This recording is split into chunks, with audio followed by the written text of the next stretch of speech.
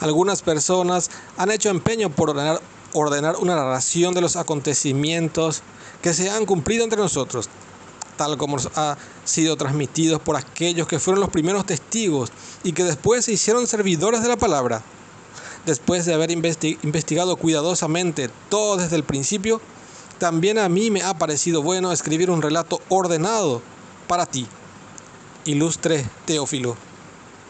De este modo podrás verificar la solidez de la catequesis que has recibido. Un ángel anuncia el nacimiento de Juan Bautista. Siendo Herodes rey de Judea, vivía allí un sacerdote llamado Zacarías. Pertenecía al grupo sacerdotal de Abías, y su esposa, llamada Isabel, era también descendiente de una familia de sacerdotes. Ambos eran personas muy cumplidoras a los ojos de Dios y se esmeraban en practicar todos los mandamientos y leyes del Señor. No tenían hijos, pues Isabel no podía tener familia, y los dos eran ya de edad avanzada. Mientras Zacarías y otros sacerdotes de un grupo estaban oficiando ante el Señor, le tocó a él en suerte, según las costumbres de los sacerdotes, entrar en el santuario del Señor para ofrecer el incienso. Cuando llegó la hora del incienso, toda la gente estaba orando afuera, en los patios. En esto se le apareció un ángel del Señor, de pie, al lado derecho del altar del incienso.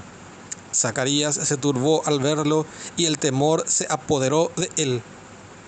Pero el ángel le dijo: «No temas, Zacarías, porque tu oración ha sido escuchada.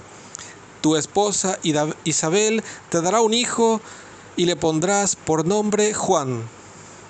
Será para ti un gozo muy grande, y muchos más se alegrarán con su nacimiento, porque este hijo tuyo será un gran servidor del Señor. No beberá vino ni licor, y estará lleno del Espíritu Santo ya desde el seno de su madre. Por medio de él, muchos hijos de Israel volverán al Señor, su Dios. Él mismo abrirá el camino al Señor con el espíritu y el poder del profeta Elías. Reconciliará a padres e hijos y llevará a los rebeldes a la sabiduría de los buenos. De este modo preparará al Señor un pueblo bien dispuesto». Zacarías dijo al ángel: «¿Quién me lo puede asegurar? Yo ya soy viejo y mi esposa también». El ángel contestó: «Yo soy Gabriel, el que tiene entrada al consejo de Dios, y he sido enviado para hablar contigo y comunicarte esta buena noticia. Mis palabras se cumplirán a su debido tiempo, pero tú, por no haber creído, te vas a quedar mudo y no podrás hablar hasta el día en que todo esto ocurra». El pueblo estaba esperando a Zacarías y se extrañaban de que se demorase tanto en el santuario. Cuando finalmente salió, no podía hablarles y comprendieron que había tenido alguna visión en el santuario. Intentaba comunicarse por señas, pues permanecía mudo. Al terminar el tiempo de su servicio, Zacarías regresó a su casa y poco después su esposa Isabel quedó embarazada. Durante 5 meses permaneció retirada pensando: «¿Qué no ha hecho por mí el Señor? Es ahora cuando quiso librarme de mi vergüenza». La Anunciación. Al 6º mes, el ángel Gabriel fue enviado por Dios a una ciudad de Galilea llamada Nazaret, a una joven virgen que estaba comprometida en matrimonio con un hombre llamado José, de la familia de David. La virgen se llamaba María. Llegó el ángel hasta ella y le dijo: «Alégrate, llena de gracia, el Señor está contigo». María quedó muy conmovida al oír estas palabras y se preguntaba qué significaría tal saludo. Pero el ángel le dijo: no temas, María, porque has encontrado el favor de Dios. Concebirás en tu seno y darás a luz un hijo, al que pondrás el nombre de Jesús. Será grande y justamente será llamado Hijo del Altísimo. El Señor Dios le dará el trono de su antepasado David. Gobernará por siempre el pueblo de Jacob, y su reino no terminará jamás. María entonces dijo al ángel: ¿cómo puede ser eso si yo soy virgen?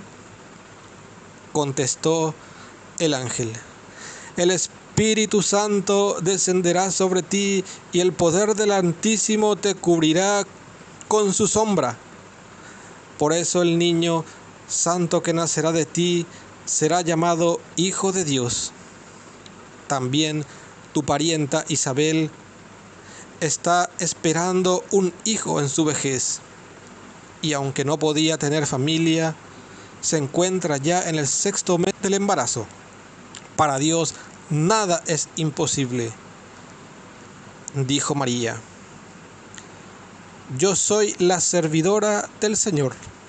Hágase en mí tal como has dicho. Después la dejó el ángel. Teófilo era un cristiano acomodado de su época, y Lucas le entregaba su manuscrito para hacer varias copias, porque en esa época no existía aún la imprenta. Aquí dice la catequesis que has recibido. El griego dice las cosas de las que has sido catequizado. Ese verbo, que se deriva de la palabra eco, designa la enseñanza que el discípulo es capaz de repetir como un eco de la palabra del maestro. El Evangelio nos transmite tradiciones ya escritas, pero muchos hoy llamados cristianos dicen negar las tradiciones, que eran el núcleo de esa catequesis. Los relatos y estilos de esta parte son típicos de la Biblia griega. Y aquí se anuncian 7 cuadros: la anunciación de Juan, la anunciación de Jesús, la visitación, el nacimiento de Juan, el nacimiento de Jesús, la presentación y Jesús en el templo. Isabel no podía tener familia, y la misma situación le pasó a Sara, a Rebeca, a Raquel, ilustres antepasadas del pueblo de Israel, y Ana, madre del profeta Samuel. Con esto se haría más evidente la bondad y el poder de Dios para con los humildes y despreciados. Podemos leer 1 Samuel capítulo 1. Aquí cuando dice que no beberá vino, era una costumbre en Israel que los hombres podían consagrarse a Dios, por ejemplo, dejándose crecer el pelo sin cortarse, ni tampoco beber bebidas alcohólicas. Se apartaban del mundo por un tiempo, como podemos ver en Número 6, y a ellos se les llamaba los nazireos. El arcángel Gabriel le dice a Zacarías cuál va a ser la misión de Juan, de su hijo. Y el pueblo estaba convencido de que el profeta Elías, llevado al cielo en un carro de fuego, como podemos ver en 2 de Reyes 2, verso 11, volvería a la tierra para preparar la venida de Dios Salvador. Esto podemos ver en Malaquías 4, verso 23. En la realidad, Juan Bautista no será una, entre comillas, reencarnación de Elías, sino un profeta a su imagen, que abrirá el camino al Señor como un heraldo que precede a su Señor. Para Lucas, el Señor es Jesús. Lucas usa 3 veces la palabra virgen. Al hacerlo, retoma la profecía muy importante de Isaías 7, verso 14, que cita en 1:31. A diferencia de la palabra hebrea, que puede significar tanto una virgen como una joven madre, Lucas se basó en la Biblia griega, que es muy precisa. Quiere que recaigan sobre María las palabras de los profetas, que afirmaban que Dios será acogido por la Virgen de Israel. Dios quería encontrar a un pueblo que hubiese abandonado sus amos y sus ídolos para no ser más que de Él. Y algo muy importante, que únicamente María podía comunicar a la iglesia primitiva el secreto de la concepción de Jesús. El Evangelio nos transmite las palabras y figuras bíblicas que le permitieron expresar este encuentro con Dios. Alégrate es la forma griega de saludo, pero también es el llamado gozoso que los profetas dirigían a la hija de Sión, o sea, a la comunidad de los humildes que se mantenían a la espera de la salvación. Para esto podemos ver Sofonías 3, verso 14 y Zacarías 9, verso 9. Llena de gracia. El texto griego dice la amada, la favorecida. María es llena de gracia, ya que Jesús ha de nacer de ella, como nace del Padre.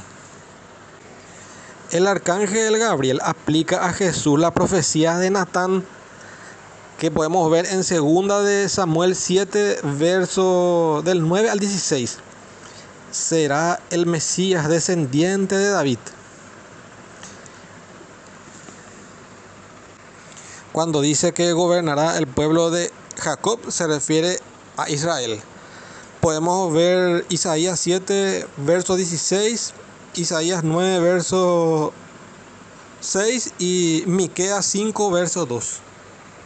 Respecto a la virginidad de María, después de la concepción de Jesús, cabe recordar que María siempre virgen es una afirmación constante de la tradición cristiana, que no ha hecho más que profundizar la Escritura. La servidora del Señor. Y María expresa de esta manera su disponibilidad.